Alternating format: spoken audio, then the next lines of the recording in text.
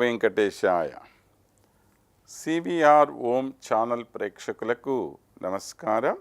పరమాత్మను అనుభవించటానికి మార్గాలు ఎన్నెన్నో ఉన్నాయి.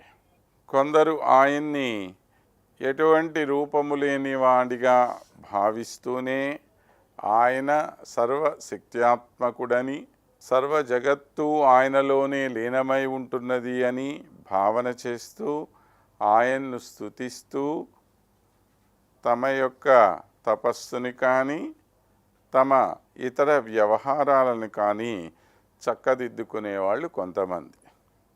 కానీ వీరు పొందేటువంటి ఆనందం కన్నా భగవానుడు మన వద్ద ఉన్నాడు, మనకి అనుకూలంగా ఉన్నాడు, మన అందరము చేరదగినటువంటి వాడు, చూడటానికి ఎంతో అందంగా ఉంటాడు, ఆయన యొక్క స్వరూపాన్ని ఒక్కసారి దర్శించుకుంటే చాలు మన జన్మలు ధన్యమైపోతాయి అనే భావనతో పరమాత్మకి ఓ చక్కని రూపాన్ని మనము ఆపాదించుకొని ఆ రూపంలో భగవానుడి దర్శనం చేసుకోవటము చాలా ఆనందాన్ని కూడా కలుగజేస్తుంది.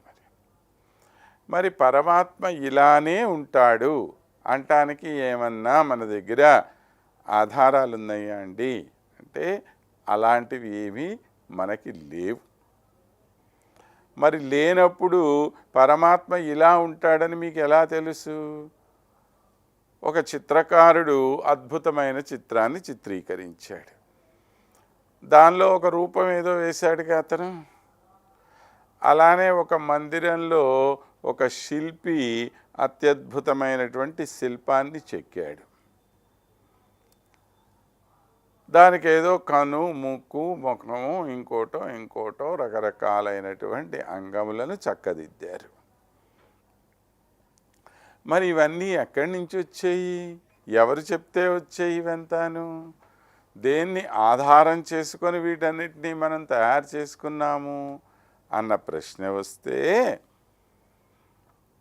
మనము ప్రపంచంలో దేన్నైతే అనుభవిస్తూ ఉంటామో అవి అన్నీ కూడా మన భావనలలో ఉండేటువంటి వాటి ఆయా రూపాలకు అనుగుణమైనటువంటివే ఉంటాయి. మన ఊహకు అందనటువంటి ఒక రూపాన్ని మనం ఊహించలేం కదా. మనకి సౌందర్యం అంటే ఏది? ఇదిగో ఇలా కనపడితే సౌందర్యం. మంచి అందం అంటే ఏంటి? నీ మనసులో ఏదో ఒక ఊహ ఉంటుంది. ఓకే, కళ్ళు ఇట్లా ఉండాలి, ముక్కు ఇలా ఉండాలి, నోరు ఇలా ఉండాలి. ఇవన్నీ మనం ఇలా ఊహించుకుంటే ఇంతవరకే దానిలో అందం. దీనికన్నా పెద్దదిగా ఉన్నా చిన్నదిగా ఉన్నా మనకు అందగించదు. ఓ మంచి అందగాడు అని అంటే, అజానుబాహుడు అంటే ఓ 6 అడుగులు మించో ఉంటే, మంచి హైట్ ఉంటే అబ్బా చాలా అందంగా ఉన్నాడు ఇతను అని అంటున్నాం మనం. ఓ పొట్టిగా ఉన్నాడు అనుకో, పర్వాలేదులే కానివ్వండి పెద్ద హైట్ కాదు అబ్బాయి అనేస్తాం. మరీ పొడవు ఉన్నాడు అనుకోండి, 8 అడుగులు 9 అడుగులు, ఓరినా ఆయన తాటి చెట్లాగా అంత ఉన్నాడేమిటి అనేస్తున్నాం. మరి అంటే నీ ఊహకి మించి ఉన్నా నువ్వు ఇచ్చగించటం లేదు, నీ ఊహ కన్నా కూడా తక్కువగా ఉన్నా నువ్వు ఇష్టపడటం లేదు. కాబట్టి ఒక రూపం అనే దానికి కొలమానం ఏమిటి అనంటే మానవుడి యొక్క ఊహయే. ఈ ఊహలో మనము భగవానుడి యొక్క రూపాన్ని కూడా ఒదిగింపచేస్తున్నాం. దాని లోపల నా స్వామి ఇంత అందంగా ఉండాలి, నాకు దానిలోనే గొప్పతనము ఉంది, దానిలోనే తక్కువదనము ఉంది. నీ ఊహని మించినటువంటిది ఏది లేదు. కనుక నీ భావనలో ఉండే పరమాత్మ ఎంత గొప్పగా ఉండాలో నువ్వు ఊహించుకుంటూ, ఇదిగో నా స్వామి ఈ విధంగా ఉండాలి అని నువ్వు అనుకున్నావు. నీ భావానికి అనుగుణంగా ఉండటమే పరమాత్మలో ఉండే వైశిష్ట్యం అంతా కూడా. ఇక్కడ నీ ఊహ అనేది ఎంత గొప్పదో, నీ ఊహకు అనుగుణంగా తనని తాను మరల్చుకోవటము భగవానుడిలో ఉండేటువంటి వైశిష్ట్యం కూడా. ఇప్పుడు ఒక్కొక్కళ్ళ ఊహలో భగవంతుడు ఒక్కొక్క రకంగా ఉండొచ్చు. నాకు సంబంధించి ఇదిగో గొప్ప సౌందర్యం అంటే ఇది అన్నాననుకో, అలా ఉంటాడు పరమాత్మ.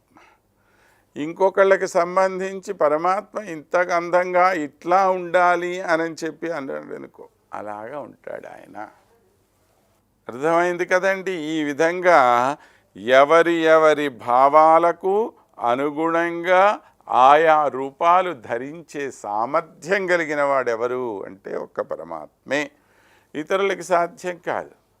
ఇప్పుడు నాకు తెల్లగా ఉండేవాళ్ళు ఇష్టం అనుకోండి, తెల్లగా ఉంటాడు ఆయన. నాకు నల్లగా ఉండేవాళ్ళు ఇష్టం అనుకోండి, నల్లగా ఉంటాడు ఆయన. ఒకళ్ళకి సన్నగా ఉండేవాళ్ళు ఇష్టం అనుకోండి, చాలా సన్నగా కనపడతాడు. ఇంకోళ్ళకి కొద్దిగా బొద్దుగా ఉండేవాళ్ళు ఇష్టం అనుకోండి, బొద్దుగా ఉంటాడు ఆయన. మీ ఇష్టం. మీ ఊహలకి అనుగుణంగా పరమాత్మ తన యొక్క రూపాన్ని మరల్చుకోగలిగిన సామర్థ్యం కలిగిన వాడు. ఇలాంటి ఊహలన్నింటినీ కలబోసుకొని మనము సర్వసాధారణంగా ప్రపంచంలో అందం అంటే ఇలా ఉండాలి అని ఒక నిర్దిష్టమైన భావనకు వచ్చేసాం. అంటే ఒక మనిషికి ముక్కు ఉందనుకోండి, ఈ ముక్కు బాగా కోటేరు లాంటి ముక్కు అంటాం. అంటే ముక్కు అంటే బాగా చక్కగా కొనదేలి ఇలాగా నిటారుగా స్థిరంగా ఉంటే అది అందమైన ముక్కు కింద లెక్క. ఇట్లా అదిగిపోయిందనుకోండి, చప్పిడి ముక్కు అనేస్తాం. మరీ లావుగా ఉందనుకోండి, బా ఏమిటి ఆయన మొహం అంతా ముక్కేం ఉంటుంది, ఇంకేం ఉండదు అనేస్తాం. ఎందుకని? ఈ ముక్కు గొప్ప, ఆ ముక్కు తక్కువ, ఇలా ఎందుకు మనం అనుకుంటున్నాం అంటే దీని అంతటినీ ఒక స్టాండర్డైజ్డ్ చేసామన్నమాట. మన దృష్టిలో అందం అంటే ఇదే, అంతే. దాన్ని మించి మనం ఊహ చేయం. ఈ ఊహకి అనుగుణంగా భగవానుణ్ణి మనమే చెప్పుకుంటున్నాం. మా స్వామి ఇదిగో ఇంత అందంగా ఉంటాడండి. ఒక్కసారి ఆ అందానికి నీ మనస్సు ఫిక్స్ అయిపోయింది అనుకోండి, దాన్ని మించి నువ్వు కోరుకోవు ఇంకేమి. చాలు, ఇదేనండి నాకు కావలసిన అందం, ఇంతకు మించినటువంటి సౌందర్యం మాకు అవసరం లేదు అని చెప్పి కూడా అనుకునేస్తావు అన్నమాట నువ్వు. కనుక అలాగా ఉండే భగవానుణ్ణి ఎంత చక్కగా మనం అనుభవించవచ్చో, ఆ పరమాత్మ యొక్క వైశిష్ట్యం ఎంత ఆనందంగా మనం స్వీకరించవచ్చో తెలియచేస్తూ స్వామి యొక్క అత్యద్భుతమైన వర్ణనని ప్రారంభిస్తున్నారు ఈనాడు మధుసూదన సరస్వతి గారు. దీన్ని ఆపాద మస్తక వర్ణన అని అంటారు. అంటే నఖ శిఖ పర్యంతము అని చెప్పి వర్ణన. దాన్ని శిఖ నఖ పర్యంతము అని కూడా చెప్పుకోవచ్చు. అంటే కాలి గోటి దగ్గర నుంచి పైన ఉండేటువంటి తల మీద వెంట్రుకల వరకు వర్ణించటం, లేదా పైన ఉండేటువంటి వెంట్రుకల దగ్గర నుంచి మొదలెట్టి కింద పాదాల వరకు వర్ణించటం. రెండు సాంప్రదాయాలు కూడా మనకి చెల్లుబాటే ఉన్నాయి. నేడు స్వామి యొక్క శిరోభాగం నుండి స్వామి సౌందర్యాన్ని వర్ణిస్తూ మనకి శ్లోకాన్ని అనుగ్రహిస్తున్నారు మధుసూదన సరస్వతి గారు. చిత్రాకార కిరీట కోటి విలసద్రత్నౌఘ కాంతిచ్చట సంఘట్టేన విచిత్రమంబరతలం కుర్వత్ స్థితం మూర్ధని జియాత్కేశికి కేకిశిఖండ మండనమిదం నీలాచలస్థాయిని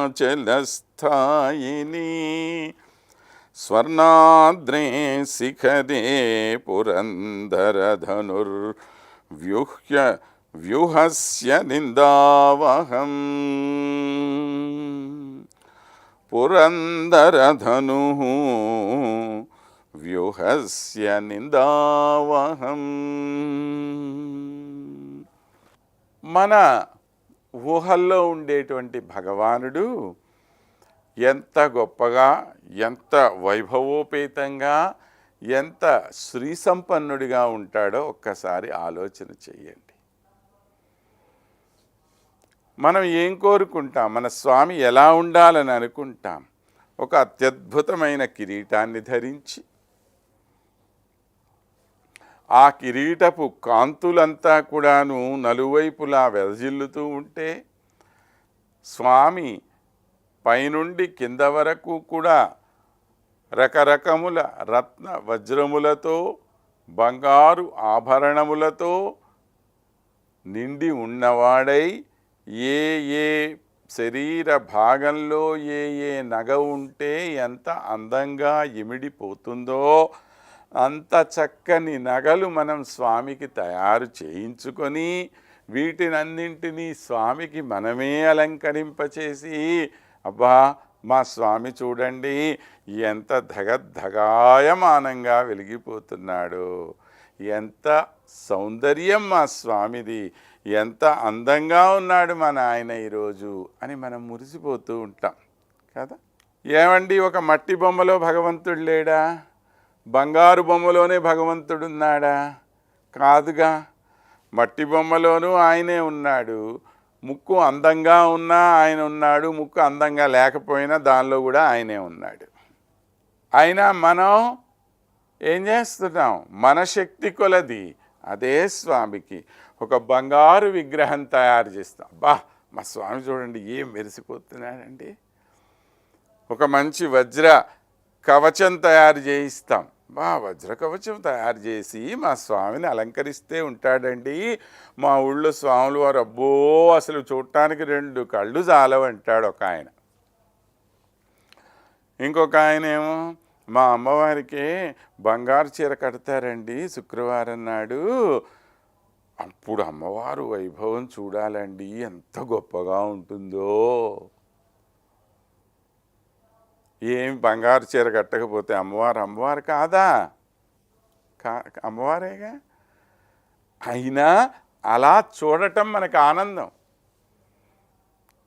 కనుక మన స్వామిని ఈరోజు ఎలా దర్శించుకుంటున్నా మనం? తల మీద ఓ చక్కని రత్న కిరీటము శోభిల్లుతూ ఉన్నది. ఆ రత్న కిరీటపు కాంతులు ఎంతో వైభవోపేతంగా నలుదిక్కులకి వ్యాపించి ఉన్నాయి అన్నమాట. చిత్రాకార కిరీటకోటి విలసద్ రత్నౌఘ కాంతిచ్చట అన్నాడు. ఆ వజ్రం, దానిలో ఉండేటువంటి నవరత్నములు, ఆ నవరత్నముల యొక్క కాంతి ఒక్కొక్క వైపు ఒక్కొక్క రకంగా ప్రసరిస్తూ ఉంటే, ఇన్ని రకాలైన కాంతులు కలిగిన వజ్ర కిరీటం ఒకటి మన స్వామి యొక్క శిరస్సు మీద విరాజిల్లుతూ ఉంటే,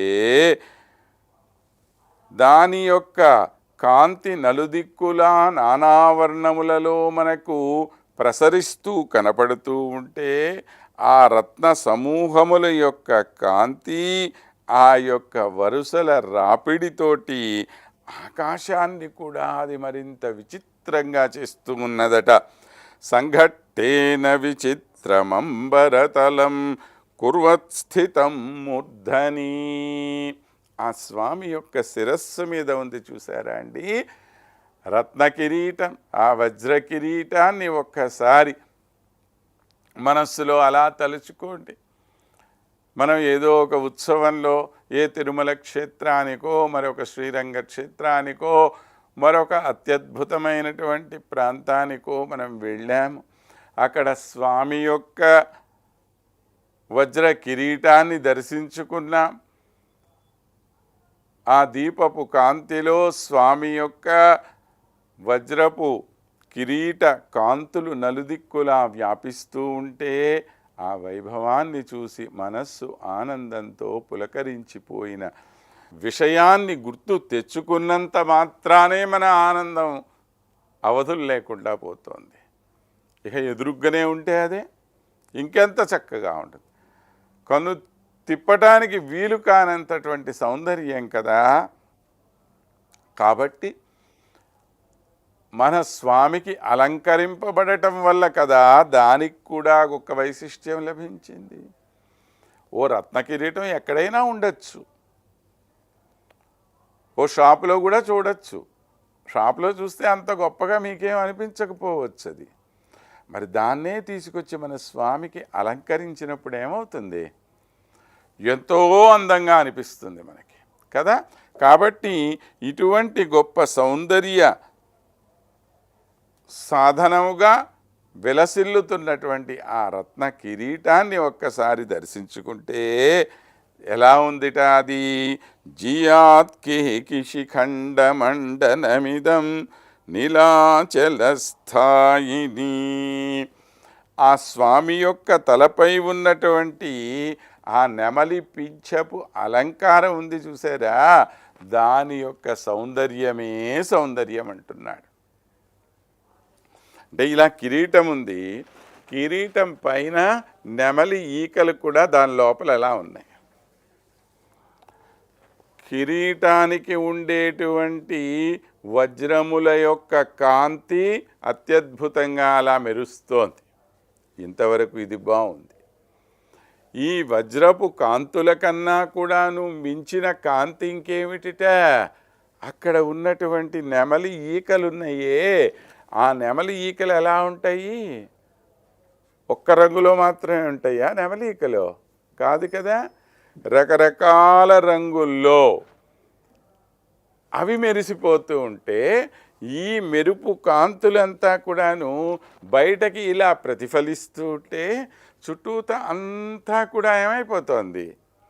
ఈ కాంతులు అలా అలా అలా అలా అలా అలా అలా వ్యాపించిపోయాయి. ఇప్పుడు చూడండి ఎంత అందంగా ఉన్నాడో మన స్వామి. ఇది కదా అసలైనటువంటి వైభవం అంటే. ఇంత గొప్ప వైభవాన్ని కలిగి కికిశిఖండమండనమిదం నీలాచలస్థాయిని స్వర్ణాద్రేహే శిఖరే పురందరధనురుహు వ్యూహస్య నిందావహం. ఒక నీలాచలం, నీలాచలం అంటే ఏమంటాం మనము? ఒక నల్లని కొండ అనుకోండి. ఆ నల్లని కొండకు దగ్గరలో ఉన్నటువంటి ఒక స్వర్ణాద్రి శిఖరం, అంటే బంగారుమయమైన ఒక శిఖరం. ఈ నీలాచలానికి దగ్గరలో ఒక బంగారు శిఖరం ఉందనుకోండి. ఆ బంగారు శిఖరం మీద ఒక గొప్ప ఇంద్రధనస్సు. ఇప్పుడు మూడు కలపండి. ఓ నల్లని కొండ, కొండ పక్కనే ఒక చక్కటి బంగారు కొండ, ఆ బంగారు కొండ మీద ఒక ఇంద్రధనస్సు. ఇవి అన్నీ ఒకే చోట చేరితే ఉత్త బంగారానికి పెద్ద గొప్పదనం ఉండదు. అంటే ఉండదు అంటే లేకుండా ఏం కాదు, ఉన్నది. కానీ దాని పక్కన ఇంకొక వస్తువు, దానికి భిన్నమైనటువంటి కాంట్రాస్ట్ కలర్స్ అంటాం కదా మనం. ఇప్పుడు ఉత్త ఎరుపు ఉంటే ఒక అందం, ఎరుపు పక్కనే పచ్చ ఉందనుకోండి, ఈ పచ్చతోటి ఎరుపు కలిసి ఉందనుకోండి, అప్పుడు దాని అందం ఇంకెంత గొప్పగా ఉంటుంది, చాలా బాగుంటుంది కదా. మనం బజార్లో ఓ బట్టలో ఏవో తీసుకోవడానికి వెళ్ళారనుకో, ఓ మంచి చీర సెలెక్ట్ చేయాలన్నప్పుడు ఏం చేస్తాము అంటే కాంట్రాస్ట్ కలర్ బార్డర్ ఉన్నటువంటి చీర చూడండి అంటాం మనం. ఏంటి ఆ కాంట్రాస్ట్ కలరు? ఒక రంగు మామూలుగా బాగుంటుంది, దానికి భిన్నమైన రంగుతో కలిసినప్పుడు ఇంకాస్త గొప్పగా ఉంటుంది అది. అవునా కాదా? ఒక పసుపు రంగు ఉందనుకోండి, పసుపు రంగు పక్కనే ఒక ఊదా రంగు ఉంటే ఈ పసుపు రంగు ఇంకాస్త అద్భుతంగా కనపడుతుంది. ఒక ఎరుపు పక్కన ఒక తెలుపు ఉందనుకోండి, ఒక తెల్లని చీర, దాని కింద ఎర్రటి బార్డర్ ఉందనుకోండి, ఎంతో అద్భుతంగా ఉంటుంది. విడివిడిగా వాటి గొప్పతనం వాటికి ఉండొచ్చు, కానీ ఒకదాంతో ఒకటి కలిసినప్పుడు ఉండే గొప్పతనం ఇంకాస్త ఎక్కువగా ఉంటుంది. కనుక ఇంత గొప్ప వైభవం కలిగి ఉన్నటువంటిది ఇది అని మనకి తెలియచేస్తూ ఇక్కడ స్వామి యొక్క శిరస్సు మీద ఉండేటువంటి నల్లని వెంట్రుకలు అవి ఎలా ఉన్నాయి? నీలాచలం, నల్లని కొండ. ఆ కొండ మీద ఏమున్నది? ఒక బంగారు కొండ, స్వర్ణాద్రి. ఏమిటది? స్వర్ణ కిరీటం అన్నమాట. ఆ బంగారు కొండ మీద ఒక ఇంద్రధనస్సు. ఈ ఇంద్రధనస్సు మామూలుగా తెల్లటి ఆకాశం మీద కనపడితే ఒక అందం, ఇక్కడ కనపడితే ఇంకో అందం కదా. ఇలాగా ఒకదాన్ని మించినటువంటి అందాలు మరొకటి. స్వామి యొక్క కేశపాశమే ఎంతో గొప్పది కదా. స్వామి యొక్క కురులని గురించే ఎన్నెన్నో అద్భుతమైన వర్ణనలు ఉన్నాయి మనకి. ఆయన పేరే కేశవుడు, నల్లని అందమైన కురులు కలిగిన వాడు అని. స్వామిని చూడగానే కట్టిపడేసేటువంటిది ఆయన యొక్క తల వెంట్రుకలే. ఓ మంచి అందగాడు లేకపోతే ఒక అమ్మాయి మంచి అందగత్తె అని మనం అంటాము అంటే దేని బట్టి అనేస్తాం? చక్కగా వాళ్ళ మంచి రింగులు జుట్టు ఉందనుకోండి, అలాగా ఆ రింగులు ఇలా ఇలా ఇలా కదలాడుతూ ఆ ముఖం మీద కొద్దిగా అలా పడినట్టుగా ఉండి గుత్తులుగా వికసించినట్లుగా కనుక అది ఉంటే ఆ సౌందర్యాన్ని చూసి అబ్బా ఎంత బాగుందో ఆ జుట్టు అంటాం మనం. మిగతా వాళ్ళ యొక్క జుట్టు చూడటం ఒక రకమైతే స్వామి యొక్క జుట్టుని చూడటం అత్యద్భుతమైనటువంటి అనుభవం అది. అందుకనే ఆయనకి కేశవుడు అనే సార్థక నామధేయం వచ్చేసి. కేశవుడు అనే పేరు ఇంకెవరికన్నా ఉందా? మిగతా దేవతలందరికీ జుట్లు లేవా? వాళ్ళందరూ ఏమైనా బుడిగుళ్ళతో ఉన్నారా? లేదుగా. అందరికీ జుట్లు ఉన్నాయి, కానీ అందరికన్నా కూడాను అత్యద్భుతంగా ఉండేది ఎవరు? ఇదిగో మన కృష్ణయ్య. ఆయన యొక్క ఆ జుట్టు అంత ముచ్చటగా ఉంటుంది. కాబట్టి స్వామి ఇది ఒక నల్లని కొండ వంటిది. ఇదే ఇంత అందంగా ఉంటే ఈ జుట్టు మీద పెట్టుకున్నటువంటి కిరీటమో అబ్బోబ్బోబ్బో ఇంకెంత అందంగా ఉందో. ఈ కిరీటమే ఇంత గొప్పగా ఉంటే ఆ కిరీటం పైన పెట్టినటువంటి ఆ నెమలి ఈకలున్నాయే, అమ్మో అవి ఇంకెంత అందంగా ఉన్నాయో. చూడండి, ఒకదాన్ని మించిన అందం. ఈ అందాలన్నీ కలిసి ఎక్కడున్నాయి? ఒక్క మన కృష్ణయ్య దగ్గరే ఉన్నాయి. ఇది స్వామి దగ్గర ఉండేటువంటి ఒక వైశిష్ట్యం అన్నమాట. కనుక ఇంతని గొప్ప సౌందర్యము కలిగినటువంటి వాడు స్వర్ణాద్రే శిఖరే పురంధరధను వ్యూహస్య నిందావహం. మరి ఈ ఇంద్రధనస్సుని అసలు ఎవరండి తయారు చేసింది? దాని పేరేమిటి? ఇంద్రధనస్సు అంటే ఇంద్రుడి చేతిలో ఉంటుందిట. ఉన్నదో లేదో మనకు తెలియదు, కానీ మన వాళ్ళందరూ చెప్తున్న మాట అది. ఇంద్రుడి యొక్క ధనస్సు ఈ విధంగా ఉంటుంది అని అంటారు కదా. ఇంత అందమైనటువంటి ధనస్సు అది అయినప్పుడు ఆ అందమైనటువంటి ధనస్సుని తయారు చేసిన ఇంద్రుడు కూడా పడిపోయేటువంటి విధంగా మరింత అందమైనటువంటి ధనస్సుని తయారు చేయగలిగిన గొప్పతనం ఎవరి దగ్గర ఉంది అని అంటే మన కృష్ణ పరమాత్మ దగ్గర ఉన్నది. కనుక స్వామి అత్యద్భుతమైనటువంటి నీ కిరీట దర్శనం మాకు కలగజేసి మాకు ఆనందాన్ని ప్రసాదించవయ్యా అని చెప్పి మనకి ఈ శ్లోకం ద్వారా స్వామి యొక్క శిరో వైభవాన్ని, ఆ స్వామి శిరస్సు మీద ఉండేటువంటి కిరీట వైభవాన్ని మనకి తెలియజేస్తూ స్వామి యొక్క వర్ణనని కొనసాగిస్తున్నారు.